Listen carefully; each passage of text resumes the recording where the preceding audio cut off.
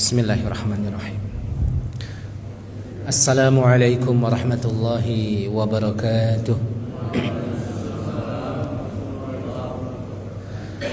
Innal hamdalillah nahmaduhu wa nasta'inuhu wa nastaghfiruh wa na'udzu billahi min shururi anfusina wa min sayyiati a'malina.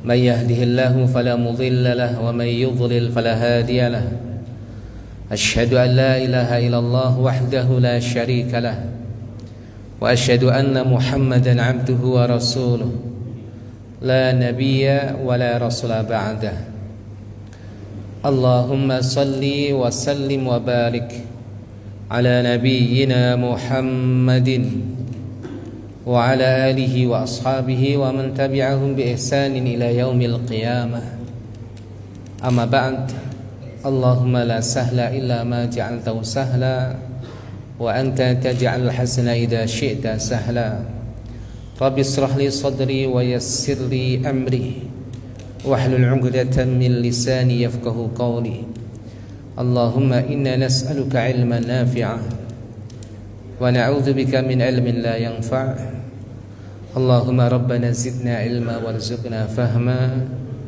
اللهم آمين. Ma'asyiral muslimin, hadirin dan hadirat, Bapak Ibu jamaah salat subuh yang mudah-mudahan senantiasa dirahmati Allah Subhanahu wa taala. Marilah pada kesempatan pagi hari ini kita kembali memanjatkan puja dan puji syukur kita kehadirat Allah Subhanahu wa ta'ala atas segala nikmat yang diberikan kepada kita semuanya. Alhamdulillah, kita bersyukur kepada Allah atas nikmat kesehatan yang insyaallah Bapak Ibu yang hadir pada kesempatan pagi hari ini semuanya dalam keadaan sehat walafiat. Alhamdulillah. Kita juga bersyukur kepada Allah atas nikmat kesempatan, nikmat usia, nikmat umur, nikmat waktu yang diberikan kepada kita semuanya. Karena sesungguhnya di antara nikmat yang sangat berharga bagi seorang hamba Allah adalah nikmat di mana ia diberikan kesempatan untuk beribadah kepada Allah. Hari ini alhamdulillah kita bisa melaksanakan sholat subuh sekian rakaat sholat sunnah. Kita masih diberikan kesempatan untuk bisa membaca Al-Quran. Itu semua nikmat Allah Subhanahu wa ta'ala, nikmat yang sangat diangan-angankan oleh mereka orang-orang yang sudah terbaring di kuburnya. Kalau mereka ditanya apa yang mereka inginkan, maka mereka ingin untuk bisa kembali ke dunia, memiliki detik-detik waktu untuk bisa sedekah, untuk bisa membaca Al-Quran, untuk bisa mengucapkan kalimatul istighfar. Dan nikmat yang diangan-angankan mereka itu adalah nikmat yang hari ini kita rasakan. Oleh karena itu ma'asyiral muslimin, marilah kita bersama-sama betul-betul berusaha untuk menjadi hamba-hamba Allah yang syakirin, hamba-hamba Allah yang pandai bersyukur. Dan syukur tingkatan paling tinggi manakala kita mampu menggunakan nikmat-nikmat Allah dalam ketaatan. Mari kita gunakan sehat kita, sempat kita untuk bertakarub pada Allah, melaksanakan ketaatan dan ketaatan kepadanya. Kemudian marilah kita bersama-sama menghaturkan salawat dan salam kita kepada junjungan kita, kepada uswatun hasanah, suri tauladan kita, yaitu Nabi besar Muhammad sallallahu alaihi wasallam beserta keluarga, para sahabat dan seluruh umatnya hingga hari kemudian. Ma'asyiral muslimin, alhamdulillah hari ini kita hidup di zaman yang serba sibuk. Kesibukan kita seringkali menjadikan hati kita itu lelah, bukan karena banyaknya pekerjaan ma'asyiral muslimin, tapi bisa jadi karena kita jarang mengingat Allah. Badan kita lelah dan letih, namun hati kita seringnya hampa. Waktu kita habis untuk keluarga, untuk pekerjaan, tapi seringkali kita lupa akan Allah Subhanahu wa ta'ala, lupa akan zikrullah, lupa akan ingat Allah Subhanahu wa taala. Padahal Allah Subhanahu wa taala berfirman dalam surat Al-Hadid ayat 16. A'udzu billahi minasyaitonir rajim. Alam ya'ni lil ladzina amanu an tahsha'a qulubuhum li dzikrillah. Belumkah datang waktunya bagi orang-orang yang beriman untuk khusyuk, untuk takut, yaitu hatinya, karena mereka mengingat Allah. Belumkah datang masanya? Kalau dengan bahasa yang lebih sederhana, apakah belum masanya? Kapan seseorang itu akan takut kepada Allah? Kapan seseorang itu akan ingat Allah Subhanahu wa ta'ala?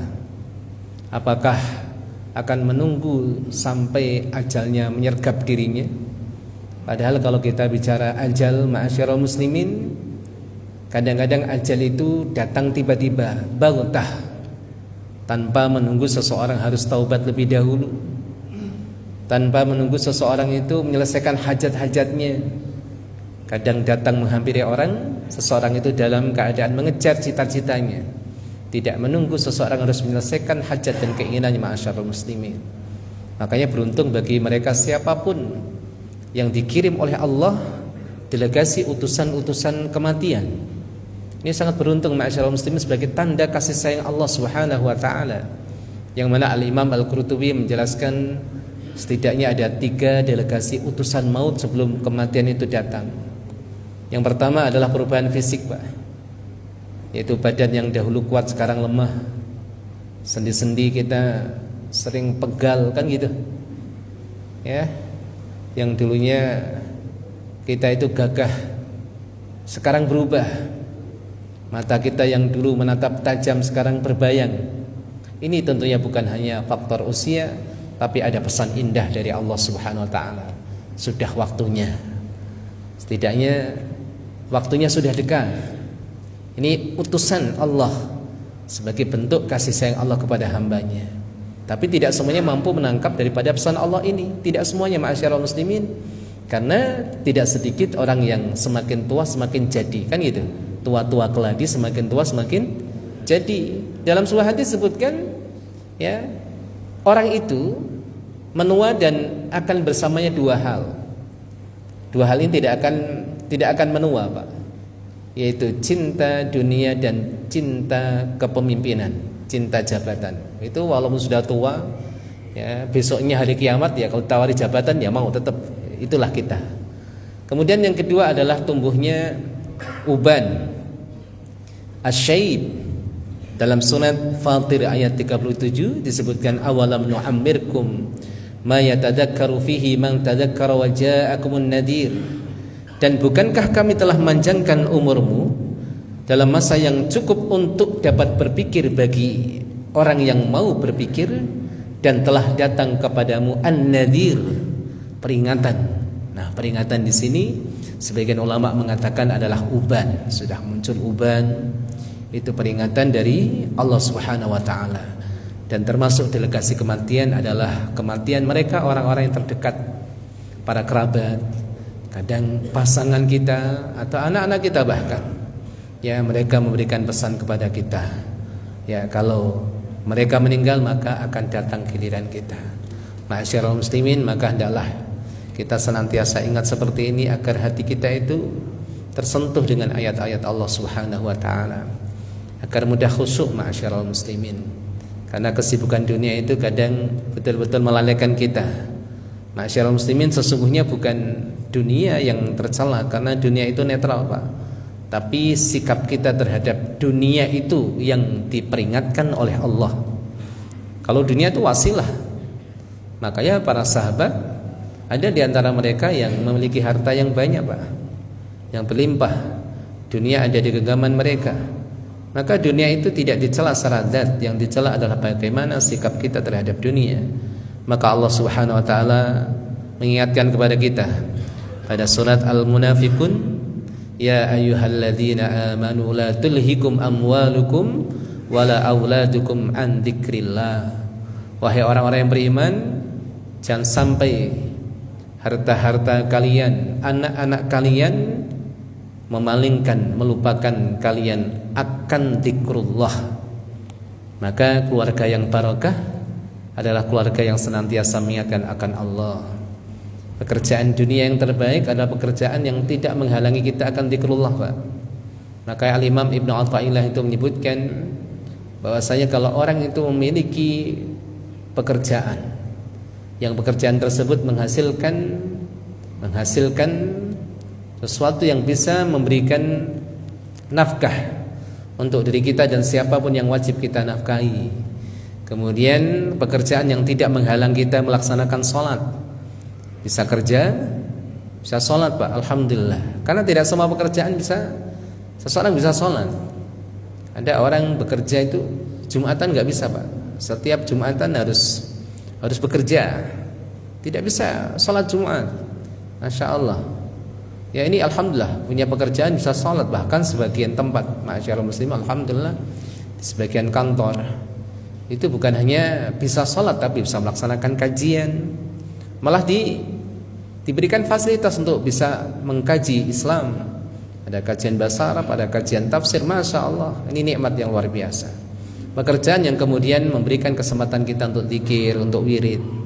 Sehingga para ulama mengatakan kalau orang diberikan pekerjaan seperti ini, maka hendaklah ia beradab kepada Allah.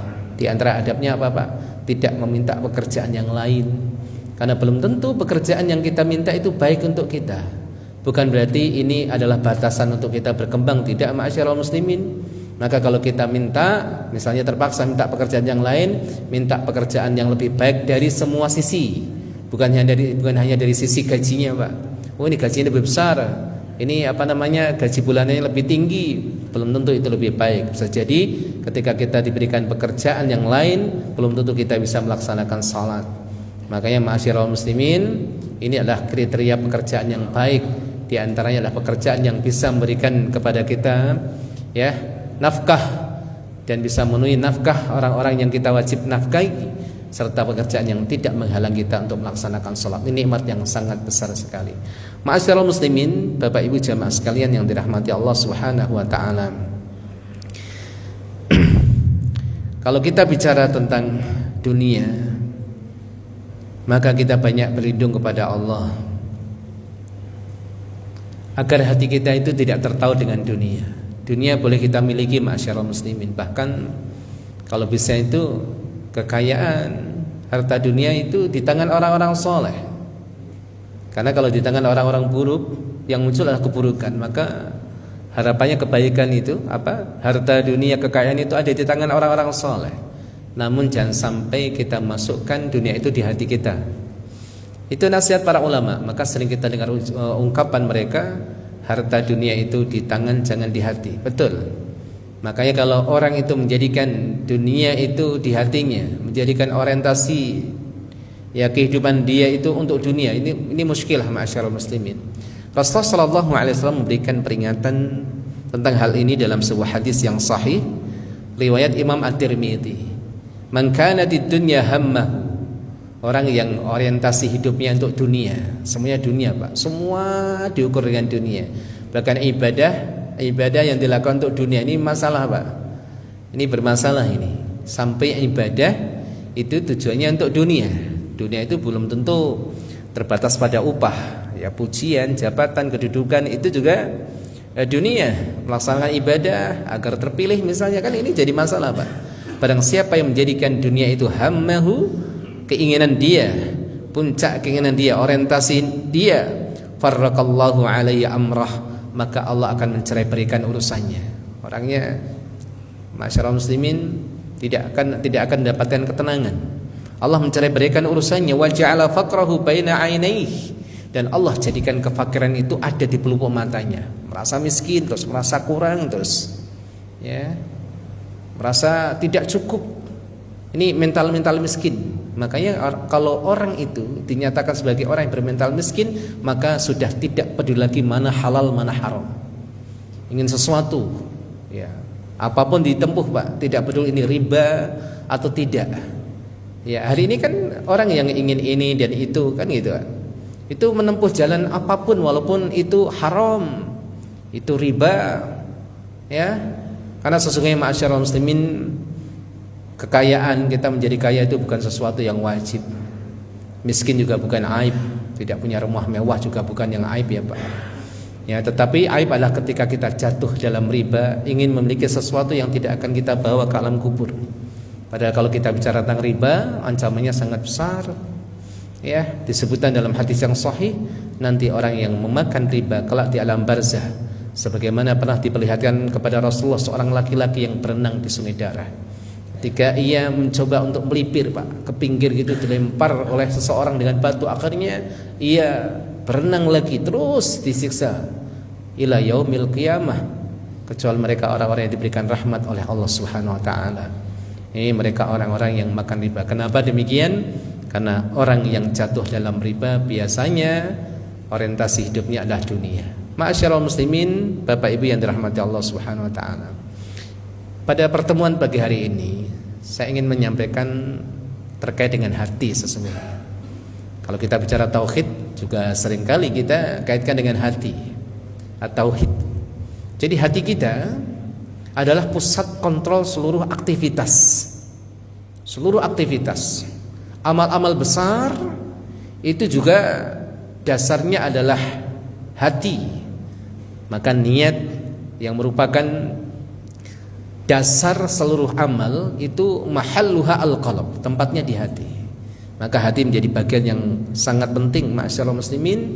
Maka orang yang cerdas adalah orang yang paham akan posisi hatinya, bagaimana keadaan hatinya. Ada hati-hati yang mulai gelap, yang nurnya cahaya mulai padam. Ada beberapa ciri ma'asyiral muslimin. Di antaranya adalah orang yang merasakan ibadah dalam kehidupan dia itu terasa berat. Ibadah terasa berat, bukan lagi hajat, bukan lagi kebutuhan. Ini jadi masalah bagi diri kita. Pada saat kita merasakan ibadah itu mulai berat ma'asyiral muslimin, berarti hati kita bermasalah.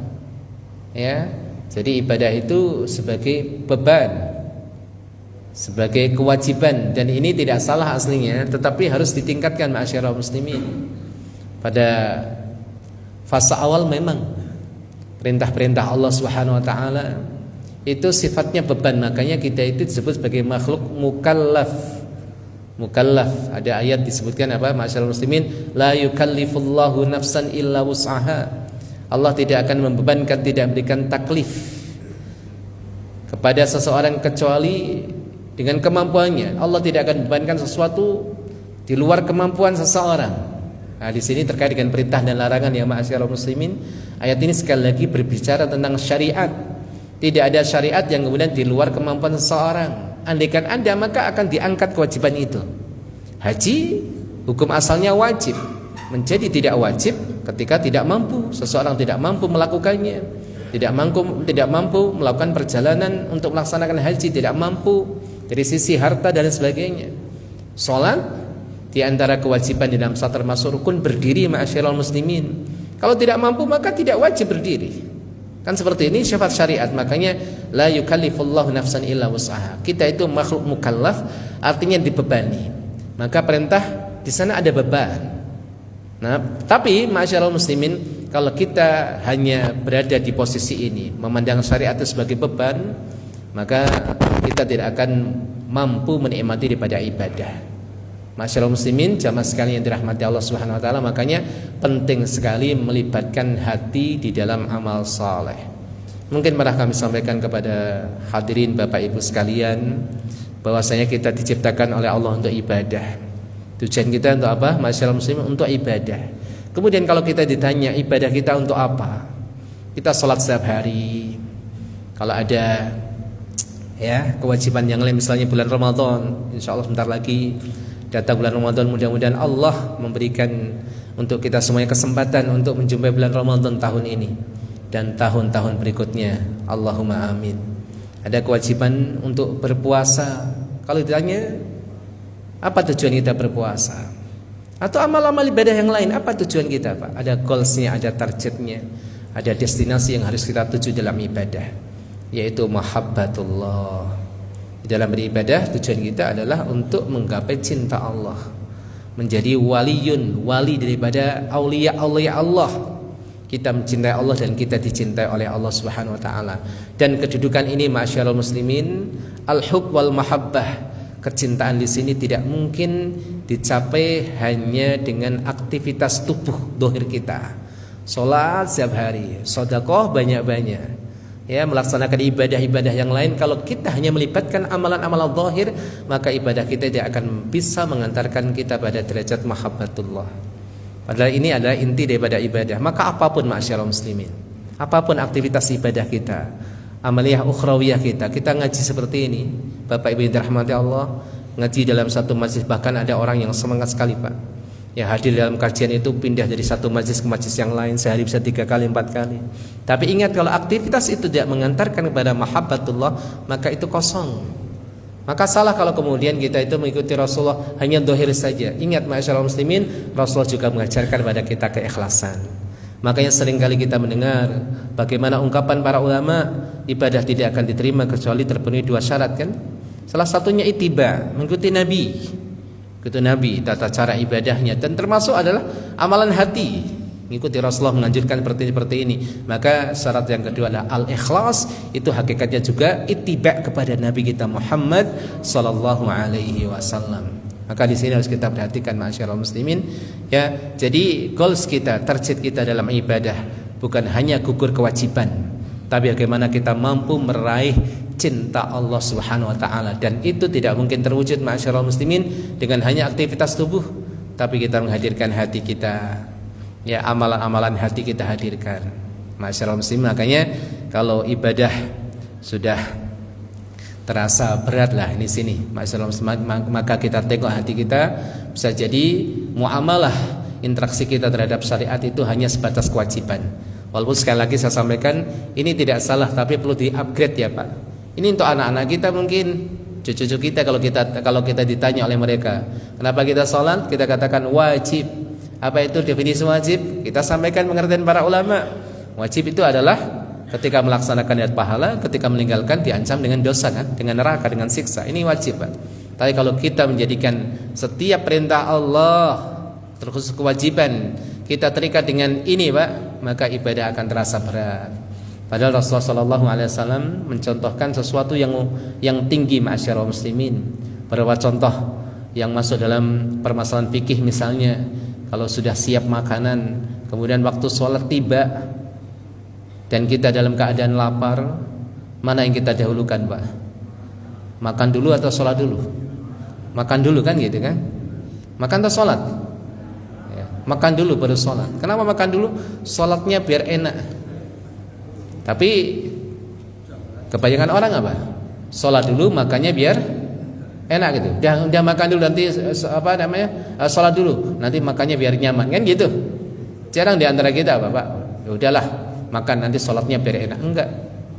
Maka di sini ma'asyiral muslimin, kita bersama-sama sekali lagi bahwasanya ibadah bukan hanya tentang kewajiban saja, tapi bagaimana ibadah itu adalah kebutuhan kita. Bahkan ibadah adalah waktu di mana kita mampu membahagiakan hati kita. Rasulullah sallallahu alaihi wasallam pernah menyampaikan kepada Bilal, "Ya Bilal, qum arihna bis shalah." Wahai Bilal, ayo berdiri tegakkan salat, kita jadikan rehat kita, hiburan kita di dalam salat. Ini berat ma'asyiral muslimin, ini tingkatan tinggi. Jadi ada orang-orang yang ketagihan ibadah, kebahagiaan dia itu dalam ibadah. Wah, ini berat. Ya, sedangkan kita seringkali menjadikan ibadah kan beban ya Pak. Ya, bahkan amalan sunnah, kita mengejar amalan sunnah kadang-kadang itu beban juga. Wala'iyadzubillah. Ini adalah salah satu tanda hati kita bermasalah. Kemudian hati yang bermasalah itu pemiliknya itu cepat tersinggung dan mudah marah, mudah terpengaruh dengan apa yang ada di sekitarnya. Ini jadi masalah. Karena hidup kita sebagaimana hari ini ma'asyiral muslimin sangat dipengaruhi dengan interaksi sosial apapun itu. Maka kita berusaha bagaimana kita menjaga kualitas hati kita. Kita jaga hati kita jangan sampai terpengaruh dengan sekitar ma'asyiral muslimin. Jangan mudah terpengaruh dengan pembicaraan orang, dengan sikap orang. Karena kita enggak mampu mengontrol mereka, Pak. Kita tidak bisa mengontrol setiap lisan, setiap mulut orang, enggak bisa ma'asyiral muslimin. Maka kita kontrol apa yang ada pada diri kita. Ya, biasa Manusia itu pasti ada yang suka dengan kita, ada yang tidak suka dengan kita. Maka Imam Asy-Syafi'i memberikan nasihat kepada kita, ridhon nas ghayatun la tudrak. Ridhonya manusia, senangnya seluruh manusia, ya, itu adalah sesuatu yang tidak mungkin dicapai. Maka sangat-sangat lelah hidup kita kalau tujuan kita adalah menyenangkan semua orang. Itu sekali lagi bukan kewajiban kita, ma'asyiral muslimin, menyenangkan semua orang. Kalau ada satu orang gak senang sama kita kemudian meradang, kepikiran, gak bisa tidur. Ini kasihan orang seperti ini, ya, orang seperti ini kasihan sekali. Menjadikan tujuan hidupnya untuk menyenangkan semua orang, menjadikan orang itu ridho pada kita. Maka coba kita cermati, sejak kita kecil, sejak kita masih sekolah, ma'asyiral muslimin, pasti di antara teman kita ada yang senang dengan kita, ada yang tidak suka dengan kita, kan gitu. Maka yang penting adalah ridho Allah. Sehingga dalam hadis disebutkan, barang siapa mencari keridhaan Allah, walaupun cara itu menjadikan orang itu murka. Apa janji Allah melalui lisan Rasulullah? Maka Allah akan ridho terhadap dia dan menjadikan hati-hati manusia itu ridho kepada dirinya. Masya Allah, kalau ingin menjadikan hati manusia ridho pada dirinya, maka cara ridho Allah. Maka sebaliknya, barang siapa yang mencari ridho manusia, walaupun cara itu menjadikan Allah murka kepadanya, apa yang terjadi? Rasulullah mengatakan, maka Allah murka kepadanya dan Allah jadikan hati-hati manusia murka kepadanya. Maka intinya bagaimana kita itu mencari ridho Allah Subhanahu wa taala. Ma'asyiral muslimin, jamaah sekalian yang dirahmati Allah Subhanahu wa taala. Kemudian ciri hati yang bermasalah adalah hati yang mudah iri, mudah hasad, ya, mudah dengki. Ini jadi masalah juga, ya, mudah iri terhadap nikmat yang didapatkan oleh orang lain. Ini juga hati bermasalah.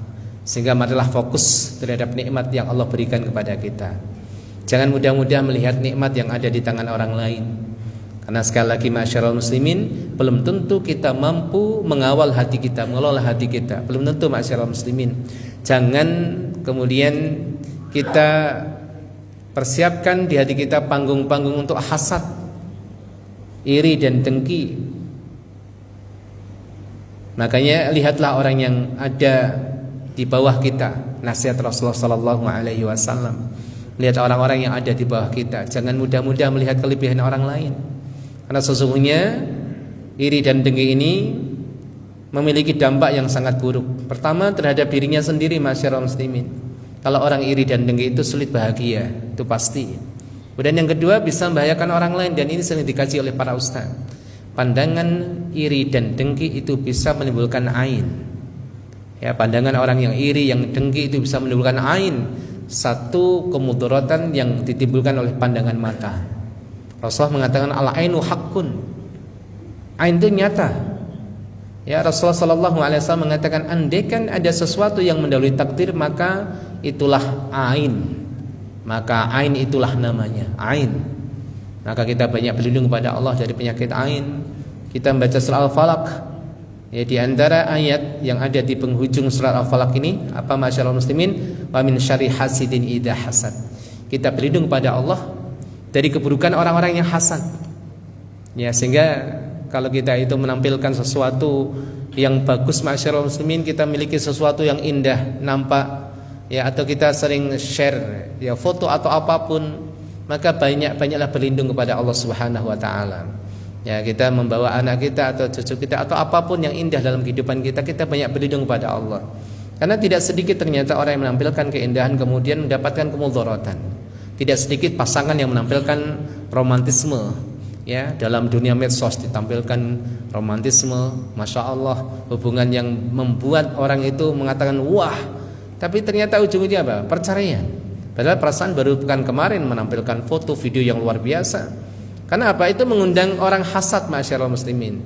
Tapi bukan berarti kita tidak boleh sharing kebahagiaan, boleh. Tapi apa? Syariat mengatur, ma'asyiral muslimin. Pertama, jangan terlalu vulgar dalam menampilkan. Lihat kondisi juga, kan gitu kan? Lihat kondisi juga. Ini keadaan seperti apa? Jangan menceritakan nikmatnya kenyang di hadapan mereka orang lapar. Ini kan etika, ma'asyiral muslimin. Bisa menyakiti hati orang, kemudian bisa menimbulkan hasad. Ya, boleh menampilkan tapi jangan ugal-ugalan. Lihat apakah sharing terkait dengan kebahagiaan nikmat ini akan memunculkan daripada hasad, iri dan dengki. Harus perhatikan. Makanya wa amma bi ni'mati rabbika fahaddis. Terhadap nikmat Allah maka sampaikanlah. Ini memang satu sisi sunnah ma'asyiral muslimin. Sunnahnya apa? Sunnahnya kita tuh menampilkan kebaikan.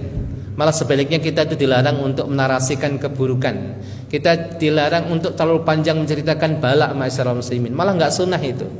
Makanya orang yang tua, dan tua ini memiliki dua babak, ada dua bagian angka yang disebut dalam Al-Quran dan As-Sunnah. Yang pertama 40 tahun. Dalam surah Al-Ahqaf ayat 15, dalam hadis disebutkan 60 tahun, Pak.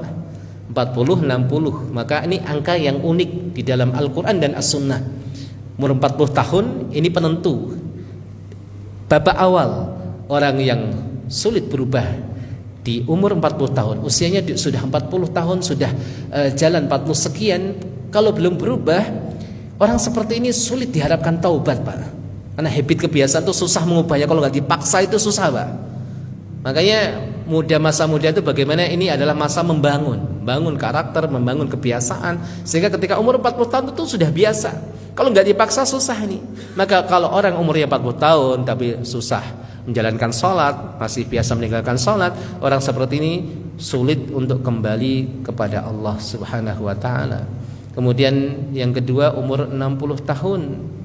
Umur 60 tahun ini disebutkan dalam hadis Allah memberikan kemakluman, maaf yang begitu banyak kepada orang yang usianya ditangguhkan oleh Allah sampai 60 tahun. Sehingga para ulama mengatakan kalau orang itu usianya 60 tahun kemudian jalan mendekati usia 70 tahun, sedangkan umur umat Nabi Muhammad antara 60 dan 70, sedangkan ia tidak bisa mengubah kebiasaannya, apa kata para ulama? Orang seperti ini memiliki tanda akan mati dalam keadaan su'ul khatimah.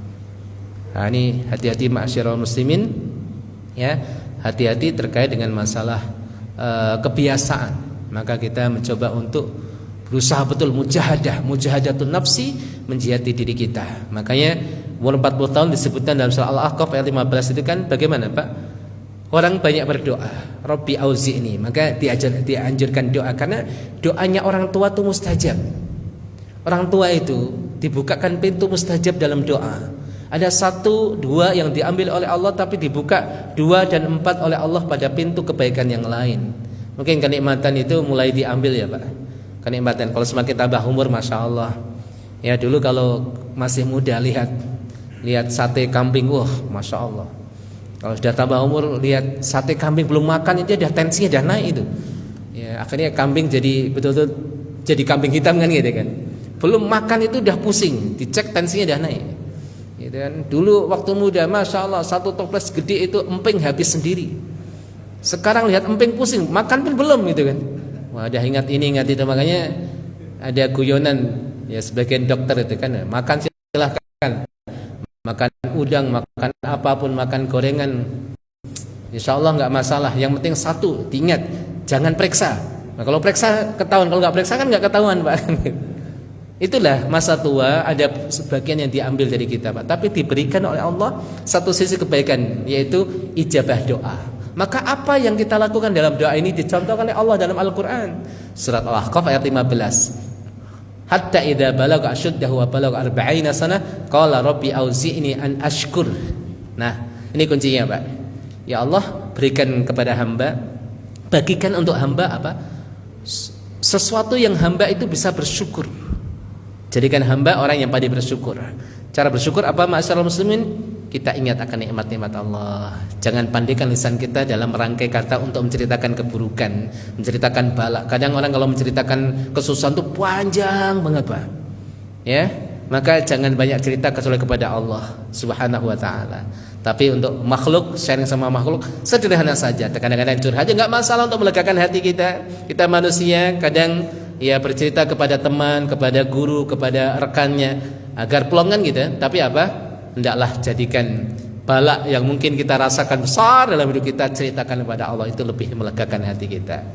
Nah, ma'asyiral muslimin, barakallahu fiikum Bapak Ibu yang dirahmati Allah. Jadi kembali pada satu penyakit yang berbahaya, sampai para ulama ma'asyiral muslimin, satu penyakit yang hampir-hampir manusia tidak bisa menghindarinya, itu penyakit hasad. Hatta ulama, sampai ustaz-ustaz, ulama-ulama itu susah menghindari penyakit hasad itu.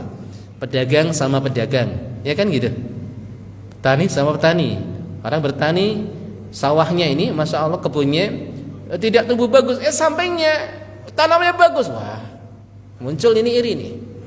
Pedagang nih, masya Allah, ya membuka dagangan, dagang dia sepi, dagang orang ramai, susah ini. Sampai para ulama atau ustadz, ya kenapa seperti ini? Masya Allah, yang bedakan adalah bagaimana tindakan kita ma'asyiral muslimin.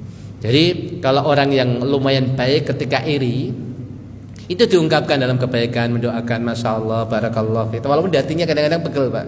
Tapi kalau orang buruk, wah ini dia, mengharapkan nikmat orang lain hilang, kemudian terkadang melakukan suatu tindakan untuk menghilangkan nikmat tersebut. Wal'iyadzubillah.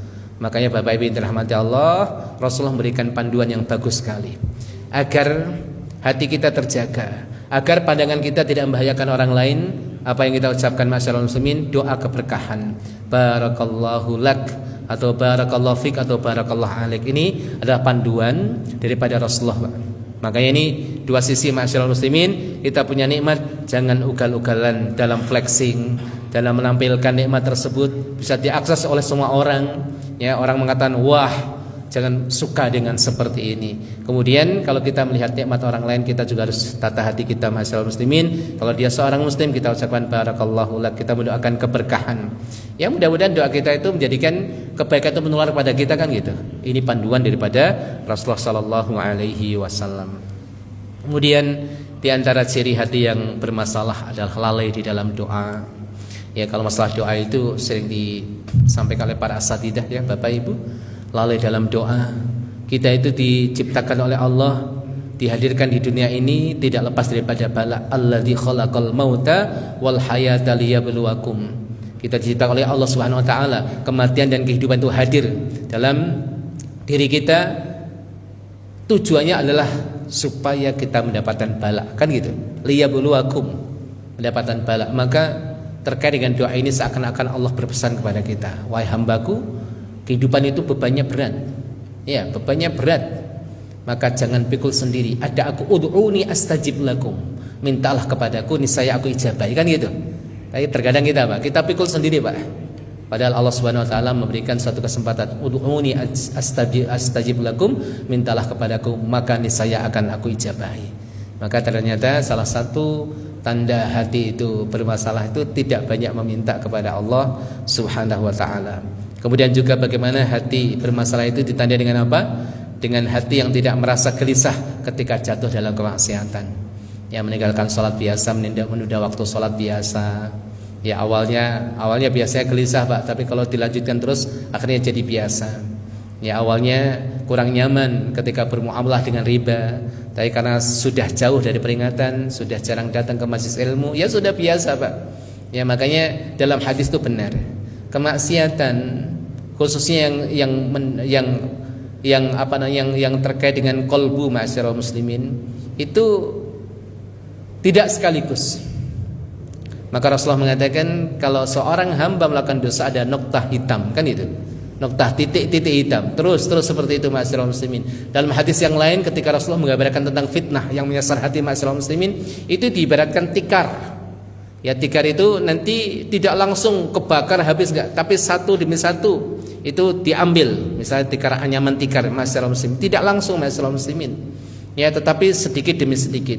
Maka hati-hati ya, kemaksiatan kalau kita sudah terbiasa, maka hati kita tidak akan merasa salah lagi.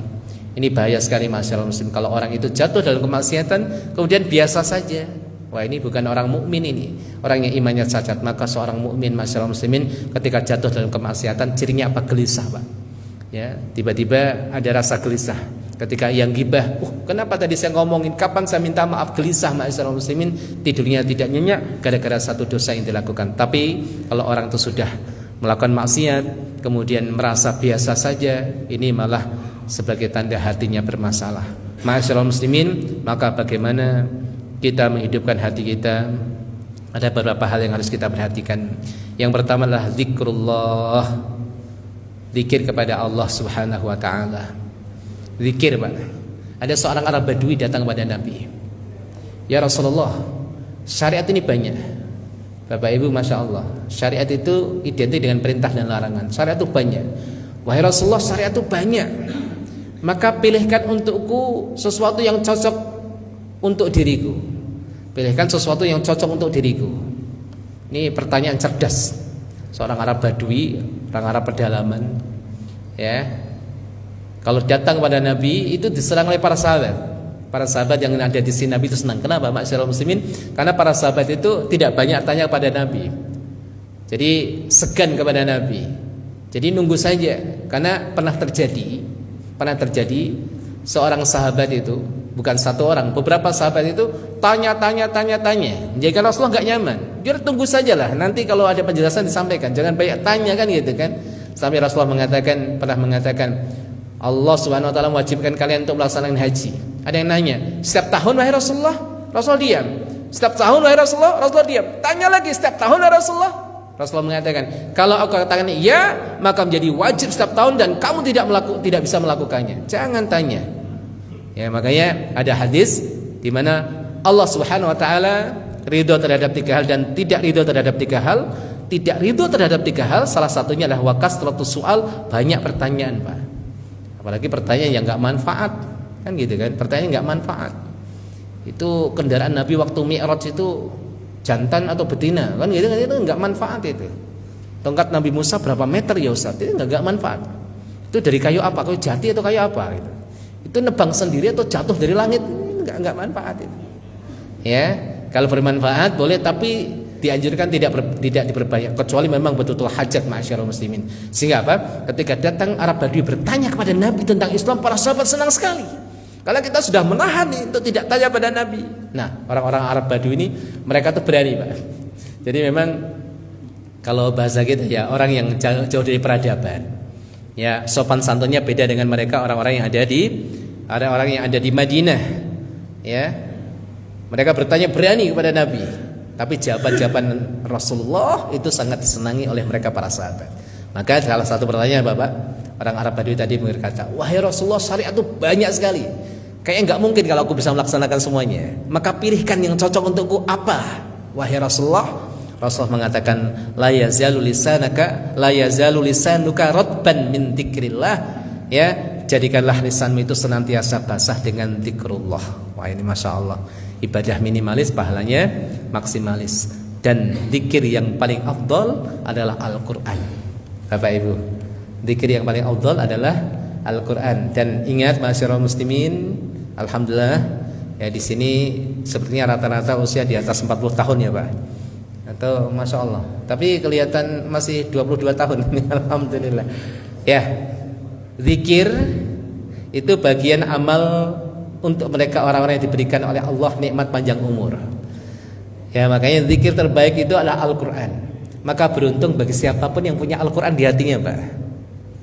Mulai dari kapan? Mulai sekarang. 1 hari 1 ayat, ya, sepekan 5 ayat, Sabtu Ahad murojaah, terus ya 2 minggu berarti 10 ayat. 1 bulan berapa ayat, Pak? 20 ayat ya. Kalau kita ambil ini 20, Masya Allah, 20 ayat. Setahun ambil 10 bulan, berarti 200 ayat. 20 kali 10, sisanya 2 bulan untuk murojaah. Jadi 1 tahun 200 ayat. Kalau 10 tahun 2000 ayat. Maknanya apa? 10 tahun kita istiqomah bisa menghafal sepertiga Al-Quran. Cuma kenapa kita nggak hafal Al-Quran? Karena alasannya terlalu panjang gitu ya, alasannya terlalu panjang, dengan kesibukan atau apapun ya Pak. 1 ayat lah kalau bisa Pak. Kalau ayat yang panjang dicicil separuh nggak apa-apa lah, kan ada ayat yang panjang itu. Ada ayat yang paling panjang dalam Al-Quran itu ayat apa Pak? Ayat paling panjang dalam Al-Quran itu ayat tentang hutang. Itu paling panjang itu ya, karena biasanya orang itu susah bayar hutang kan gitu. Maka ada ungkapan, kalau ada orang yang datang kita hutang, maka peluklah erat-erat. Kenapa dipeluk? Karena bisa jadi itu pertemuan terakhir, gitu kan? Habis hutang nggak muncul lagi, gitu. Maka ayat yang paling panjang ayat hutang. Wah, itu susah kalau ngafal langsung. Para santri tahfidz pun, wah ini susah nih ngafal. 1 ayat tuh apa? 1 halaman tuh 1 ayat. Tapi ada ayat yang pendek. Yang pendek jangan dicicil setengah lah Pak. 1 amma yatasaalun, masuk amma besok yatasaalun kan itu. Ya. Jadi ini adalah masya Allah, masyaallah muslimin, beruntung bagi mereka orang-orang yang diberikan hafalan. Bapak Ibu, masya Allah, kita bisa bayangkan mungkin suatu saat sebagian kita, mudah-mudahan kita diberikan kesehatan.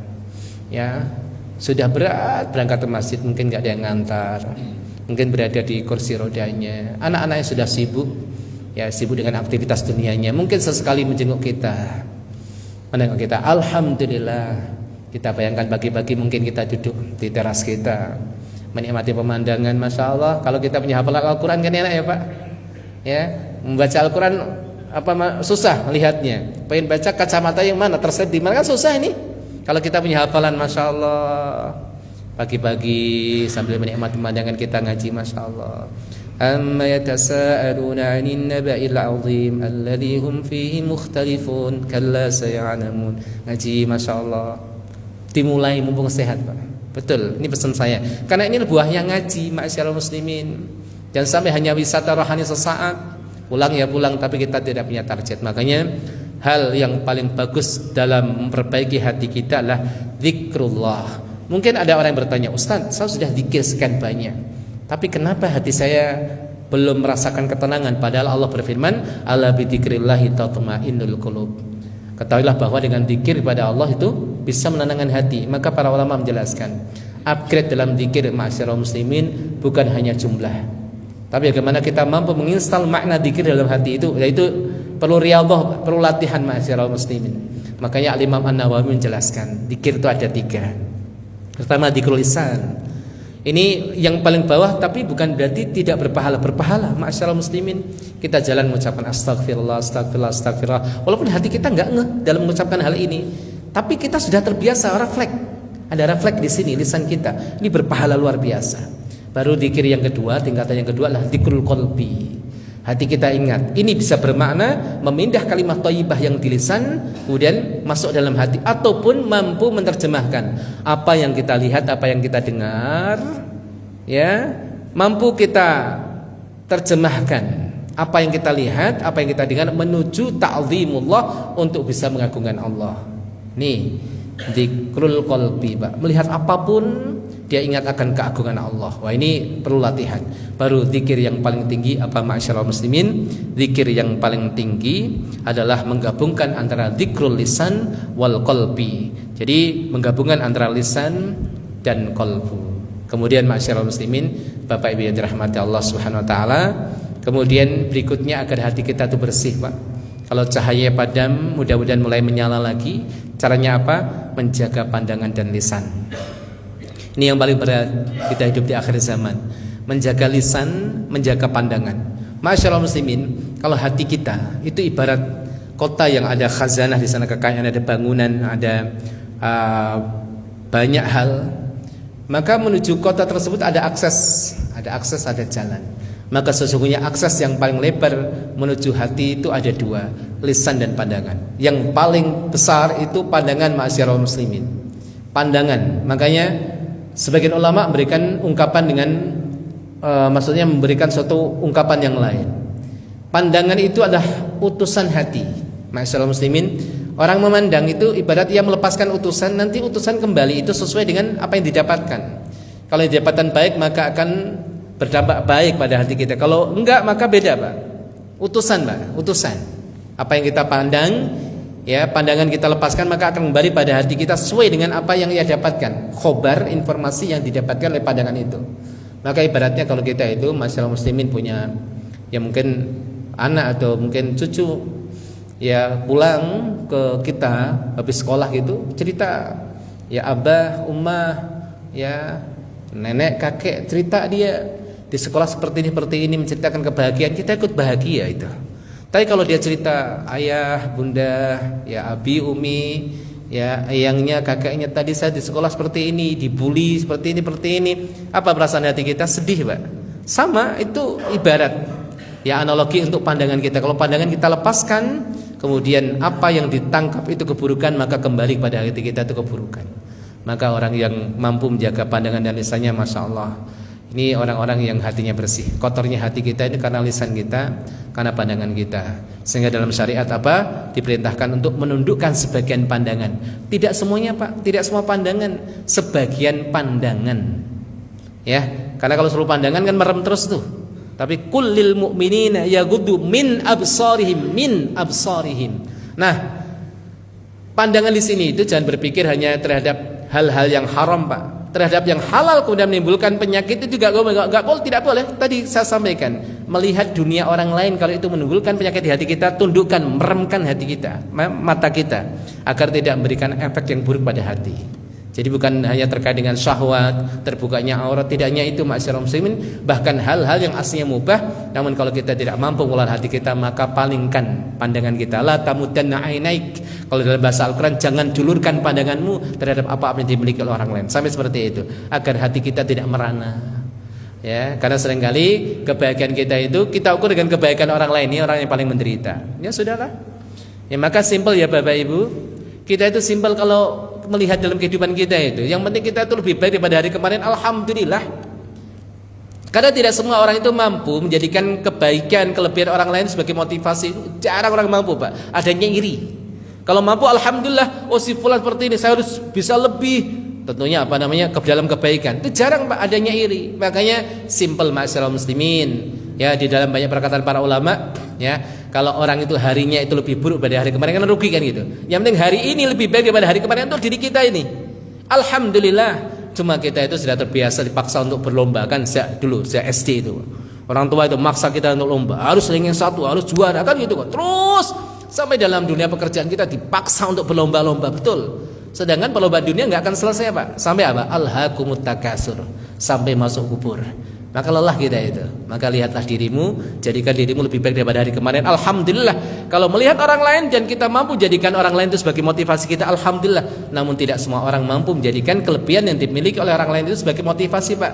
Tapi apa? Pemandangan seperti itu malah sama saja menjadikan apa?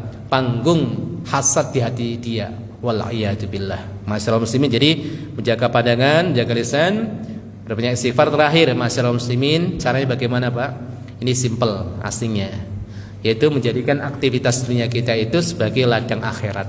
Ini kita nggak bisa lepas dengan dalam kita tidak bisa lepas dari kehidupan dunia. Kita punya hajat, kita butuh makan dan minum. Maka yang paling baik ma'asyiral muslimin, Bapak Ibu dirahmati Allah Subhanahu wa taala, kita ubah aktivitas dunia kita menjadi nilai akhirat, apapun itu.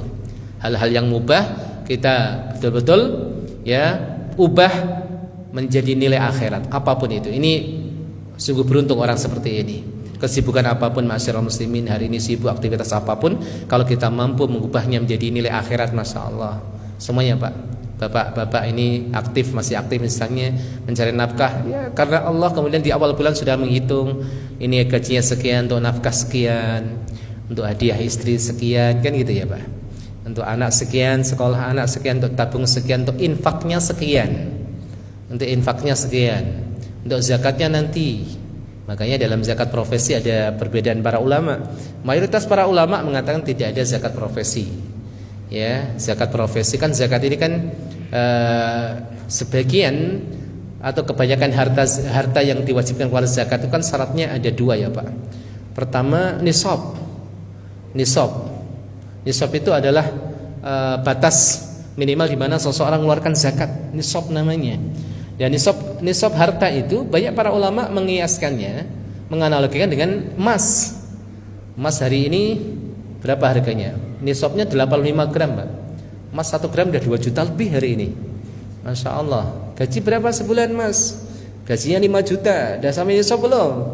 Kan gitu kan? Oh belum. Oh ya, jadi tidak mengeluarkan. Walaupun sebagian mengatakan seperti Syekh Yusuf Al-Qaradawi itu mengatakan ya,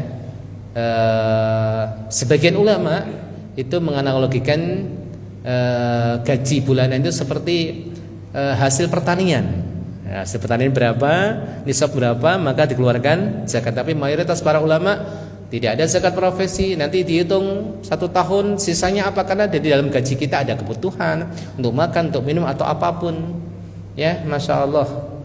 Ya, maka orang yang punya harta banyak, ada orang yang tidak mengeluarkan zakat, Pak. Ada seorang ulama namanya Imam Al-Lais bin Sa'ad. Itu ulama kaya raya tapi gak pernah zakat, Pak. Wah, ini jangan curiga dulu. Wah, itu mirip saya, Ustaz ya. Hati-hati itu. Kadang orang itu tidak mengeluarkan zakat karena ada suatu hilah Wah, ini gimana supaya nggak zakat? Dia berikan sesuatu yang tidak wajib zakat kan gitu kan. Tapi Imam Al-Laits bin Sa'ad itu orang kaya raya, Pak. Masya Allah. Sebelum masa zakatnya, duitnya dibagikan semua sampai ketika haul, siklus 1 tahun di mana hari dan bulan belum harus mengeluarkan zakat, sudah tidak sampai nisab lagi. Itu senangnya apa? Dagang beliau, tapi ulama besar. Ulama besar. Ya, bahkan Imam Asy-Syafi'i, muridnya Imam Malik, itu memberikan komentar bahwa Imam Laits ini lebih faqih daripada Imam Malik. Cuma bedanya Bapak, murid-muridnya Imam Laits ini nggak aktif menulis, mencatat ucapan gurunya, beda dengan Imam Malik. Ya, muridnya aktif mencatat sehingga terbentuk satu madhab yang dinisbatkan pada madhab Imam Malik. Imam Laits ini tidak, tapi masya Allah punya kelebihan luar biasa. Sampai Imam Malik itu setiap tahun dikasih, Pak. Beliau apa namanya? Seorang pedagang, ya, Imam Malik dapat jatah itu setahun kurang lebih 4 sampai 5 miliar, Pak. Itu Imam Malik dikasih oleh Imam Al-Laits, masya Allah. Ya, ini orang yang faqih datang ke Madinah, itu langsung datang di Masjid Imam Malik, padahal lebih faqih, Pak. Ini luar biasa memang. Kalau kita bicara tentang ulama, masya Allah. Ala kulli hal, Bapak Ibu yang dirahmati Allah. Ya, kalau kita bicara akhirat bukan berarti kita tinggalkan dunia, karena kita manusia butuh makan dan minum. Kalau kita fokus akhirat, akhirnya malah kemudian akhirat dalam artian ibadah mahdoh yang menjadikan kita malah minta ke manusia, ini aib, dilarang dalam agama. Pekerjaan, aktivitas duniawiyah kita bisa berubah menjadi amal akhirat kalau kita mampu memanage hati kita. Ini penting sekali masyaallah muslim. Apapun itu, kalau kita mampu mengubah aktivitas duniawiyah kita menjadi amal akhirat, maka sungguh beruntung orang seperti ini. Saya kira cukup masyaallah muslimin pertemuan pada kesempatan hari ini. Insyaallah pada pertemuan berikutnya kita akan fokus kembali pada kajian tauhid insyaallah. Sebelum kita tutup, kita buka pertanyaan. Kalau ada pertanyaan kami persilakan.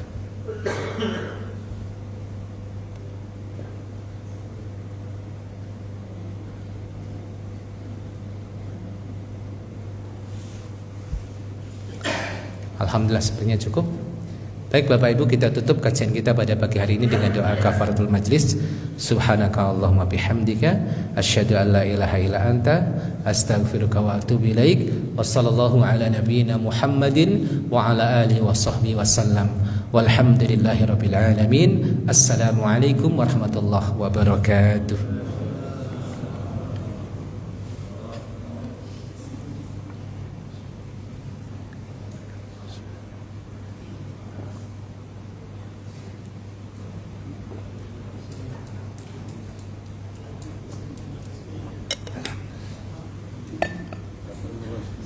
Pak, ini gak di sana lagi ya? Enggak. Pak Adnan lanjutin. Pak Adnan ya. Terima kasih Pak. Iya, Pak.